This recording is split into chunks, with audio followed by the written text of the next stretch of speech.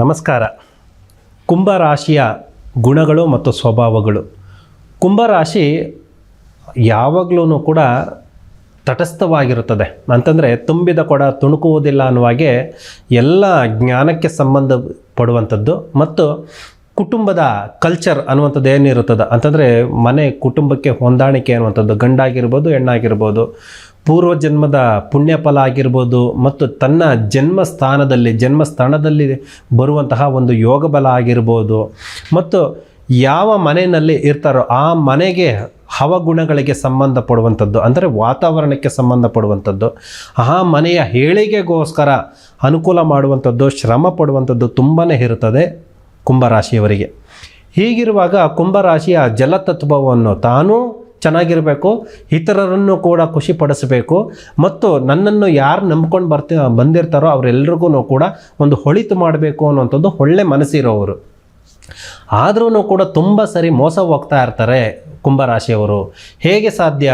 ಎಲ್ಲ ಥರದಲ್ಲೂ ಕೂಡ ನಷ್ಟವನ್ನು ಅನುಭವಿಸುವುದಕ್ಕೆ ಮುಖ್ಯವಾಗಿ ಮೂಲ ಕಾರಣವಾಗಿ ಬೇರೆಯವರ ಹೇಳಿಕೆ ಮಾತು ಕೇಳುವುದರಿಂದನೂ ಕೂಡ. ಯಾಕಂತಂದರೆ ಇವರು ಯಾವಾಗಲೂ ಕೂಡ ಶಾಂತ ಸ್ವಭಾವದಲ್ಲೇ ಇರೋದರಿಂದ ಬೇರೆಯವರು ಯಾರು ಏನು ಹೇಳ್ತಾ ಇದ್ದಾರೆ ಅದು ಒಳ್ಳೆಯದೋ ಕೆಟ್ಟದ್ದೋ ಅಂತ ಆಲೋಚನೆ ಮಾಡೋದಕ್ಕಿಂತ ಮುಂಚಿತವಾಗಿ ಆ ವಿಷಯಗಳನ್ನು ತೆಗೆದುಕೊಂಡಿರ್ತಾರೆ. ಆಲ್ರೆಡಿ ಅದನ್ನು ಅನುಭವಿಸ್ತಿರ್ತಾರೆ ಮತ್ತು ನಷ್ಟವನ್ನು ಕೂಡ ಅನುಭವಿಸ್ತಾರೆ.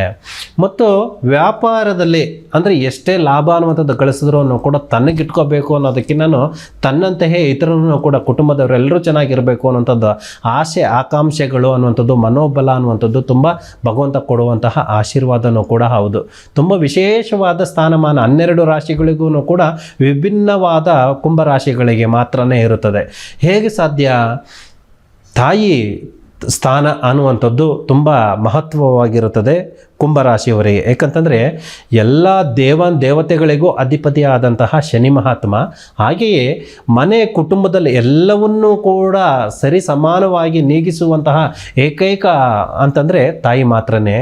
ಇಡೀ ತನ್ನ ಜೀವಮಾನವನ್ನೇ ಬದಿಗಿಟ್ಟು ಲೋಕೋದ್ಧಾರಕ್ಕಾಗಿ ವಂಶೋದ್ಧಾರಕ್ಕಾಗಿ ತನ್ನ ಪ್ರಾಣವನ್ನೇ ಮುಡುಪಾಗಿಡುವ ಏಕೈಕ ವ್ಯಕ್ತಿ ಅಂತಂದರೆ ಅಮ್ಮ ಮಾತ್ರನೇ.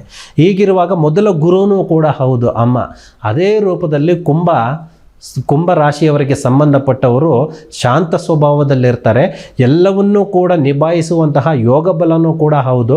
ಮತ್ತು ಅದೇ ರೂಪದಲ್ಲಿ ಬೇರೆಯವರಿಂದ ನಷ್ಟ ಆದರೆ, ತೊಂದರೆಯನ್ನು ಅನುಭವಿಸಿದ್ರೆ ಮಾನಸಿಕವಾಗಿ ಮತ್ತು ದೈಹಿಕವಾಗಿ ಸಂಪೂರ್ಣವಾಗಿ ಕುಗ್ಗೋಗ್ತಾರೆ. ಇವ್ರು ಕುಗ್ಗೋಗಿದಾಗ ಅಮ್ಮ ಮನೆ ಕುಟುಂಬದಲ್ಲಿ ಕುಗ್ಗೋದ್ರೆ ಇಡೀ ಸದಸ್ಯರು ಎಲ್ಲರೂ ಕೂಡ ನಷ್ಟವನ್ನು ಅನುಭವಿಸಬೇಕಾಗುತ್ತದೆ.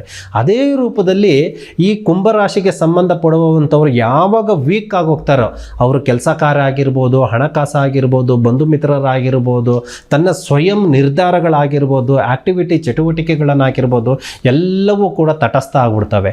ಆದ ಕಾರಣದಿಂದ ಈ ಕುಂಭರಾಶಿಯವರಿಗೆ ಸಂಬಂಧಪಡುವಂತಹ ಕೆಲವು ವಾರಗಳು, ದಿನಗಳು, ರಾಶಿ ನಕ್ಷತ್ರಗಳಿಗೆ ಸಂಬಂಧಪಡುವಂತಹ ತನ್ನದೇ ಆದಂತಹ ಬೀಜ ಮಂತ್ರಗಳಾಗಿರ್ಬೋದು, ತನ್ನದೇ ಆದಂತಹ ಒಂದು ನವಧಾನ್ಯಗಳಿಂದ ಆಗಿರ್ಬೋದು, ತನ್ನದೇ ಆದಂತಹ ಒಂದು ಹವಳಗಳನ್ನು ಧರಿಸುವುದರಿಂದ ಎಲ್ಲವೂ ಕೂಡ ಶುಭ ಮಾರ್ಗ, ಶುಭ ಸ್ಥಿತಿ ಅನ್ನುವಂಥದ್ದು. ಹೀಗಿರುವಾಗ ವಾರಗಳಲ್ಲಿ ವಿಶೇಷವಾಗಿ ಬುಧವಾರ, ಶುಕ್ರವಾರ ಮತ್ತು ಶನಿವಾರ ಈ ವಾರಗಳಲ್ಲಿ ವ್ಯಾಪಾರ ಪುರುಷನೂ ಹೌದು, ಹಣಕಾಸಿಗೆ ಸಂಬಂಧಪಡುವಂಥದ್ದು ಹೌದು ಮತ್ತು ಕುಟುಂಬದಲ್ಲಿ ಹೇಳಿದಾಗೆ ತಾಯಿ ಒಬ್ಬಳು ಚೆನ್ನಾಗಿದ್ದರೆ ಮನೆ ಕುಟುಂಬದ ಎಲ್ಲ ಸದಸ್ಯರು ಕೂಡ ಆರೋಗ್ಯವಾಗಿ, ಮಾನಸಿಕವಾಗಿ ಮತ್ತು ದೈಹಿಕವಾಗಿ ಚೆನ್ನಾಗಿರ್ತಾರೆ. ಆದ ಕಾರಣದಿಂದ ಬುಧವಾರ, ಶುಕ್ರವಾರ ಮತ್ತು ಶನಿವಾರ ದಿನಗಳಂದು ಪ್ರಾರ್ಥನೆ ಮಾಡಿಕೊಂಡು ಹೆಜ್ಜೆ ಹಾಕಿದ್ರೆ ಶುಭ. ಮತ್ತು ಹರಳುಗಳಿಗೆ ಸಂಬಂಧಪಡುವಂಥದ್ದು ನೀಲ, ಹಸಿರು ಮತ್ತು ಹಳದಿ ಈ ಹರಳುಗಳನ್ನು ಮತ್ತು ಬಣ್ಣಗಳನ್ನು ಕೂಡ ನಾವು ಸೆಲೆಕ್ಟ್ ಮಾಡಿಕೊಂಡಾಗ ಕಂಪ್ಲೀಟಾಗಿ ಅನುಕೂಲ ಅನ್ನುವಂಥದ್ದು ಆಗುತ್ತದೆ. ವಿಶೇಷವಾಗಿ ನೀಲಂ ಮತ್ತು ಪಚ್ಚೆ ಇವುಗಳನ್ನು ಕೂಡ ಬಂಗಾರ ಅಥವಾ ಬೆಳ್ಳಿನಲ್ಲಿ ಧರಿಸುವಂತಾಗಿರ್ಬೋದು. ಶಕ್ತಿ ಅನುಸಾರ ಆಗಿದ್ರೆ ತುಂಬ ಅನುಕೂಲ, ಬಂಗಾರದಲ್ಲೇ ಧರಿಸಿದ್ರೆ ತುಂಬ ಅನುಕೂಲ, ಒಳ್ಳೆಯದು. ಇಲ್ವಾ ಬೆಳ್ಳಿನಲ್ಲೇ ಧರಿಸಿ. ಅದೂ ಇಲ್ವಾ ಅಷ್ಟೊಂದು ತೆಗೆದುಕೊಳ್ಳಿ, ಶುಭ್ರವಾಗಿರುವಂಥದ್ದು ಗುರುವಿನ ಆಜ್ಞೆಯಂತೆ ಪರಿಪಾಲನೆ ಮಾಡಿ ಅದನ್ನು ತನ್ನ ದೇವ್ರ ಮನೆಯಲ್ಲಾಗಿರ್ಬೋದು, ತನ್ನ ಬಟ್ಟೆಗಳು ಇಟ್ಕೊಳ್ಳುವಂತಹ ಒಂದು ಕಬೋರ್ಡಲ್ಲಾಗಿರ್ಬೋದು ಇಟ್ಕೊಂಡಾಗ ಜೋಪಾನ ಮಾಡಿದಾಗ ತುಂಬ ಅನುಕೂಲ, ಒಂದು ಗುಡ್ ಎನರ್ಜಿ ಅನ್ನುವಂಥದ್ದು, ಪಾಸಿಟಿವ್ ಅನ್ನುವಂಥದ್ದು ದಕ್ಕುತ್ತದೆ. ಸಂಖ್ಯಾಶಾಸ್ತ್ರದ ಪ್ರಕಾರವಾಗಿ ನಂಬರ್ 5, 6, 8 ಮತ್ತು 4, ನಂಬರ್ 5, 6, 8 ಮತ್ತು 4 ಈ ನಂಬರನ್ನು ಫಾಲೋಅಪ್ ಮಾಡಿದಾಗ ನಮಗೆ ಎಲ್ಲ ಥರದ ಆಕ್ಟಿವಿಟಿ ಅನ್ನುವಂಥದ್ದು, ಒಳ್ಳೆ ಗುಡ್ ಎನರ್ಜಿ ಅನ್ನುವಂಥದ್ದು ಕನೆಕ್ಟ್ ಆಗುತ್ತದೆ. ಮತ್ತು ಡೇಟ್ ಆಫ್ ಬರ್ತ್ ಸಂಬಂಧಪಡುವಂಥದ್ದು, ಸತಿಪತಿ ರೇಖೆಗಳಿಗೂ ಸಂಬಂಧಪಡುವಂಥದ್ದು, ಇವುಗಳನ್ನು ಆಯ್ಕೆ ಮಾಡಿಕೊಂಡಾಗ್ಲೂ ಕೂಡ ಒಂದು ಗುಡ್ ಎನರ್ಜಿ ಅನ್ನುವಂಥದ್ದು ಆಗುತ್ತದೆ, ಅನುಕೂಲ ಆಗುತ್ತದೆ, ಸಪೋರ್ಟ್ ಆಗುತ್ತದೆ. ಅದರಲ್ಲೂ ವಿಶೇಷವಾಗಿ ಕುಂಭರಾಶಿಯವರು ಮನೆ ಕುಟುಂಬದಲ್ಲಿ ಮೊದಲ ಹೆಣ್ಮಗಳಾಗಿದ್ದರೆ, ಮೊದಲ ಗಂಡು ಮಗು ಆಗಿದ್ದರೆ ತುಂಬ ಶ್ರೇಷ್ಠ ಅನ್ನುವಂಥದ್ದು ಕೂಡ ಮನೆ ಕುಟುಂಬಕ್ಕೆ ತಾಯಿ ಸ್ಥಾನ ಬರುತ್ತದೆ, ತಂದೆ ಸ್ಥಾನ ಬರುತ್ತದೆ. ತನ್ನ ಅಕ್ಕ ತಂಗಿರಾಗಿರ್ಬೋದು, ಅಣ್ಣ ತಂಬಿಯರದಾಗಿರ್ಬೋದು ಅಧಿಪತಿ ಆಗ್ತಾನೆ, ಅನುಕೂಲ ಆಗುತ್ತದೆ ಅನ್ನುವಂಥದ್ದು ಕೂಡ ಶಾಸ್ತ್ರ ಜ್ಯೋತಿಷ್ಯ ಅನ್ನುವಂಥದ್ದು ಕುಂಭರಾಶಿಗೆ ಪ್ರತ್ಯೇಕವಾಗಿ ಹೇಳುತ್ತದೆ. ಮತ್ತು ಪಶ್ಚಿಮ ದಿಕ್ಕನ್ನು ತುಂಬ ಆಯ್ಕೆ ಅನ್ನುವಂಥದ್ದು ಮಾಡಿಕೊಂಡಾಗ ವಿಶೇಷವಾದ ಸ್ಥಾನಮಾನ, ಅದರಲ್ಲೂ ಕೂಡ ಪ್ರಯಾಣ ಅಂದರೆ ವಿದೇಶ ಪ್ರಯಾಣ ಆಗಿರ್ಬೋದು, ದೂರದ ಪ್ರಯಾಣ ಆಗಿರ್ಬೋದು, ಯಾವುದೇ ಒಂದು ಸಂಕಲ್ಪ ಸಿದ್ಧಿ ಮಾಡ್ಕೊಳ್ಳೋದಕ್ಕೆ ಹೆಜ್ಜೆ ಹಾಕುವಂಥದ್ದು ಪಶ್ಚಿಮ ದಿಕ್ಕಿಗೆ ಪ್ರಯಾಣ ಮಾಡುವಂಥದ್ದು ಶುಭ. ಅದರಲ್ಲೂ ಹರಳಿಕಟ್ಟೆಗೆ ಸಂಬಂಧಪಡುವಂತಹ ನಾಗರಿಕಲ್ ಪೂಜೆ ಮಾಡುವಂಥದ್ದು, ಬೇವಿನ ಮರ ಪೂಜೆ ಮಾಡುವಂಥದ್ದು ಮತ್ತು ಅಶ್ವತ್ಥ ಕಟ್ಟೆಗೆ ಪೂಜೆ ಮಾಡುವಂಥದ್ದು, ಇಲ್ಲ ಆ ಗಿಡಗಳನ್ನು ನೆಡುವಂಥದ್ದು, ಆ ಗಿಡಗಳಿಗೆ ಪ್ರೋಕ್ಷಣೆ ಆಗ್ಬೋದು, ಎಲ್ಲವನ್ನೂ ಕೂಡ ಶುಭಕರವಾಗಿರುತ್ತದೆ. ಅದರಲ್ಲೂ ವಿಶೇಷವಾಗಿ ಕುಟುಂಬದ ಕುಲದೇವರ ಆರಾಧನೆ ಜೊತೆಗೆ 1 ಹಿಡಿ ಉಪ್ಪು ಮತ್ತು 1 ಹಿಡಿ ಬೆಲ್ಲವನ್ನು ನೀರಿನ ಜೊತೆಯಲ್ಲಿ ಮಿಕ್ಸ್ ಮಾಡಿ ಸ್ನಾನದ ರೂಪದಲ್ಲಿ, ಅಂದರೆ ಈ 2 ಅಶ್ವತ್ಥ ಕಟ್ಟೆಗೆ ಅಂದರೆ ಅರಳಿ ಮರಕ್ಕೂ ಮತ್ತು ಬೇವಿನ ಮರಕ್ಕೆ ಪ್ರತಿ ವಾರದಲ್ಲೂ, ಈ ವಾರಗಳಲ್ಲಿ ಬುಧವಾರ, ಶುಕ್ರವಾರ, ಶನಿವಾರ ದಿನದಂದು ಆಹಾರ ಪದ್ಧತಿಯಲ್ಲಿ ಕೊಟ್ಟಾಗ ನಮ್ಮ ಇಡೀ 3 ಜನ್ಮಗಳ ಕರ್ಮಗಳನ್ನು ಕೂಡ ಕಳೆಯುತ್ತದೆ. ನಾವೇನು ಅಂದ್ಕೊಂಡಿರ್ತೇವೋ ಅದನ್ನೆಲ್ಲವನ್ನು ಕೂಡ ಸಾಧನೆ ಮಾಡ್ಕೊಳ್ಳೋದಕ್ಕೆ ಸುಲಭ ಉಪಾಯ ಅನ್ನುವಂಥದ್ದು ಕೂಡ ಇದಾಗುತ್ತದೆ.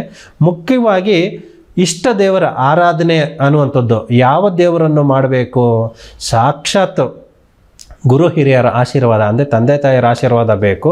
ಮತ್ತು ಯಾವುದೇ ಗುರುಗಳು ಅನ್ನುವಂಥದ್ದು ಸ್ಥಾನದಲ್ಲಿರುವಂಥದ್ದು, ಯಾವುದೇ ಮಠಾಧಿಪತಿಗಳು, ಅವರು ಶಾಲೆಯ ಗುರುಗಳನ್ನಾದರೂ ಕೂಡ ಆಗಿರ್ಬೋದು, ಇವರ ಶಕ್ತಾನುಸಾರ ಸಾಧ್ಯವಾದಷ್ಟು ಪಾದಪೂಜೆ ಮಾಡುವಂಥದ್ದಾಗಿರ್ಬೋದು, ಅವರ ಕಷ್ಟ ಕಾರ್ಪಣ್ಯಗಳು ಏನಿರುತ್ತೋ ಅವ್ರುಗಳಿಗೆ ಭಾಗಿಯಾಗುವಂಥದ್ದು ಖಂಡಿತವಾಗ್ಲೂ ಕೂಡ ಸಕ್ಸಸ್ ಆಗುತ್ತದೆ.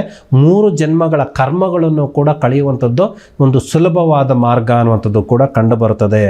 ಹೀಗಿರುವಾಗ ಕುಂಭರಾಶಿಯವರಿಗೆ ವಿಶೇಷವಾಗಿ ಬೀಜ ಮಂತ್ರ ಅನ್ನುವಂಥದ್ದು ಓಂ ಪ್ರಾಂ ಕ್ಲಿಂ ಪ್ರೌಂ ಶನೇಶ್ವರಾಯ ನಮಃ, ಈ ಬೀಜ ಮಂತ್ರವನ್ನು ಪ್ರತಿದಿನ ಸಾಧ್ಯವಾದಷ್ಟು 21 ಬಾರಿ ಬರೆಯಬೇಕು. ಬ್ರಾಹ್ಮಿ ಮುಹೂರ್ತದಲ್ಲಾಗಿರ್ಬೋದು ಮತ್ತು ಗೋಧೂಳಿ ಮುಹೂರ್ತದಲ್ಲಾದರೂ ಆಗಿರ್ಬೋದು, ಪ್ರತಿದಿನ ಬರೀಬೇಕು. ಬರವಣಿಗೆಯಲ್ಲಿ ಬರೆದಾಗ ಖಂಡಿತವಾಗ್ಲೂ ಕೂಡ ಆ ದಿನಕ್ಕೆ, ಆ ವಾರದಕ್ಕೆ ಸಂಬಂಧಪಡುವಂಥದ್ದು ಯೋಗಾಂಶ ಅನ್ನುವಂಥದ್ದು ತನಗೆ ತಾನೇ ದಕ್ಕುತ್ತದೆ.